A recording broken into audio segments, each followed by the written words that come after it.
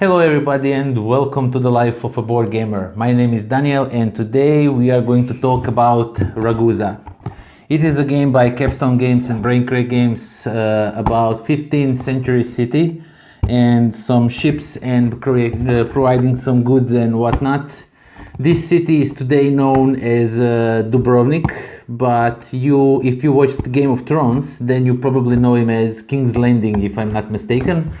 And fun fact, when they were looking for extras for the Game of Thrones show, I was one of the extras on it. I was not. That's a lie. I did not act in any TV show. So let's get down to the table and see what's inside this box. Okay, so let's open the box and see what's inside. First of all, this is a pre-production copy, but it is so well made that I think it's like I was thought that this was the final product, and it just well might be because it's really that good. I will not go through rules and explain you how to play the game. I will just show you the components and quickly overview how everything works. I'll give you a quick overview how everything works. So first of all, we have rulebook, which is really nicely written, and there's no much rules in this game. This game is really easy to learn, easy to teach, but it has so many deep tactics in it, and I like that really much. Now we have game board, and this is where the magic happens. Okay, so first of all, we have these tracks over here. So these are wine, oil and silver, only commodities that you can manufacture from different goods that are around the board. So these will just show you how much everything is worth when you are selling it at the end of the game for scoring points and whatnot. Basically in this game you are just trying to score the more points and win, as in every euro. And overall we have here is the area where you will collect your resources like woods and stone, metal, some olive oil, olives and grapes. These are the main resources. Then we have fish around here at the sea area. Of course, fish don't live on land, they live in the water. And fish can be exchanged for these resources, so if someone beats you to it and you don't get enough of these, you can always get some fish and try to swap them for resources you need. And then we have the city, and here you can see very faintly, but it's visible from here, from where I'm watching.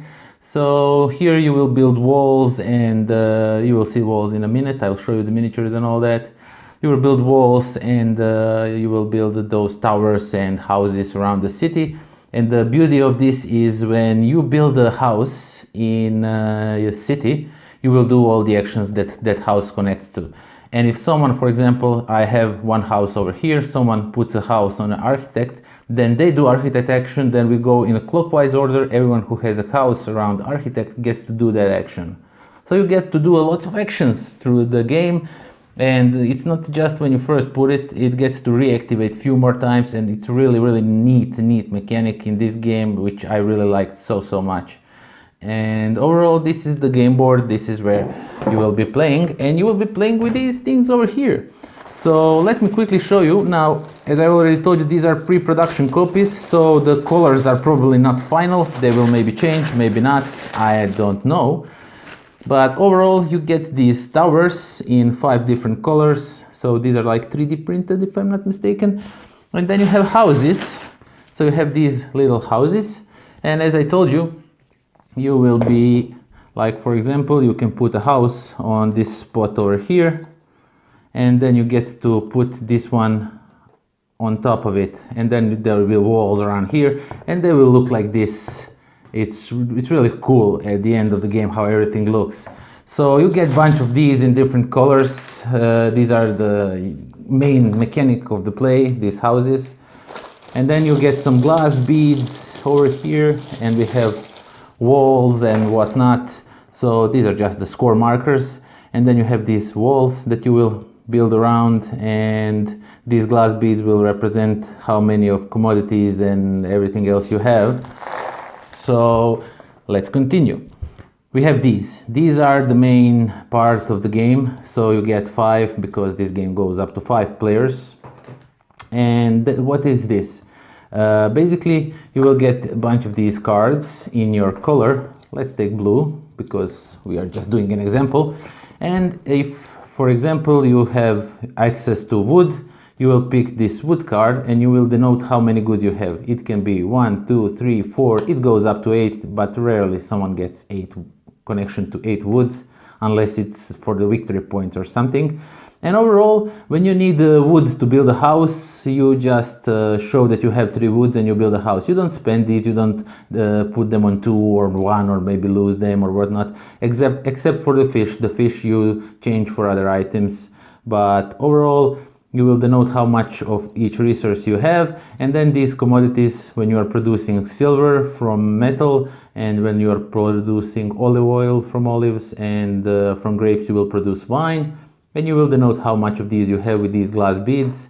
That these glass beads might change, might not. These are just, as I told you, pre-production copy. But overall, you will denote how much of these have. When you want to buy some ships, sell some goods on a ship, or sell these for victory points, you will just move them left and right and sell them for victory points. And we have over here, we have ships, and on one side, on these sides, these are the ships. And the goods they are transporting, how many victory points you get if you can fulfill their needs, whatever they need. If you can fulfill that, give them wine or olive oil or whatever they will search for. This side tells you silver, how much the silver will go up in a cost, and how much will go other 3 resources, olive oil and wine. They can go up 2 or 1 by 1 in a cost. And these ships, I forgot to show you, but these ships come on a board in this part over here, so they will be just here, and then you have to see how much cost it needs to get these 5 victory points and what is the effect the wine is going down in price. But when it comes in a play, the silver will go up in price by 2. So that's really neat way to feel how the market is fluctuating and all that. And then we have some more cards for each player in every color. Then we have these are just end game scores. Like if you have ships with these, you will get 4 points for each of these. You will get 2 points for each wood that you have connection to, or each tower that you have will give you 2 points. And there's a bunch of different options that you can have, so you can concentrate yourself and try to win this way by gaining these points. And then we have these few cards that are just for solo use. So basically these cards you will use if you play solo game. This game also plays solo, right? And that is everything that comes in a box of Ragusa. Okay, so that was Ragusa, and let me just start by saying I really like the mechanics of this game. This game is it's like a dream Euro game for me. The actions are so well done. Everything in this game is so well done. Now, I like how when you place one of your houses in a city, and then someone else comes in a later turn and places it in the same area that you already have a house in, then you get to activate one more time that ability, which is really awesome. I like that really much in this game.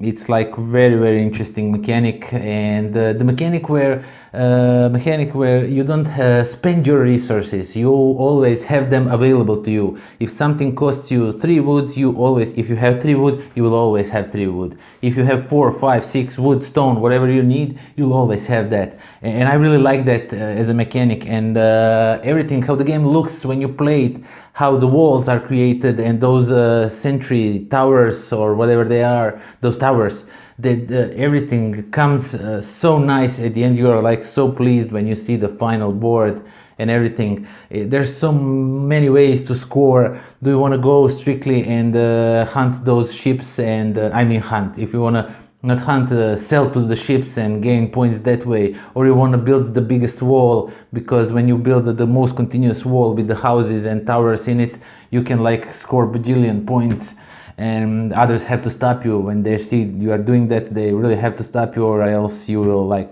win, probably, as my friend did once. And overall, Mechanics are great, everything looks great. The artwork is not final, I think it is not, so bear that in mind, but overall I like the artwork and everything, how it looks. It's every Eurogamer dream to have this game. If you like Eurogames at all, if you consider yourself a Eurogamer, you should definitely get this game. This game is definitely for you. Everything works so well, there is no luck in this game. Everything is just where you want to play your house, where the others will play the houses of their own, and how everything combines well, and those extra actions. I mean, it is just very phenomenal game, and I really liked it. And I'm not saying that because it's a game about a city in Croatia. Mechanics are really great, and some of my friends even told me, when is this coming to Kickstarter, I'm gonna back it. And yeah, I am very pleased with what I saw. I urge you to check it out because there is some great value in this game, and they did some great job. So that's that. Until next time, pozdrav.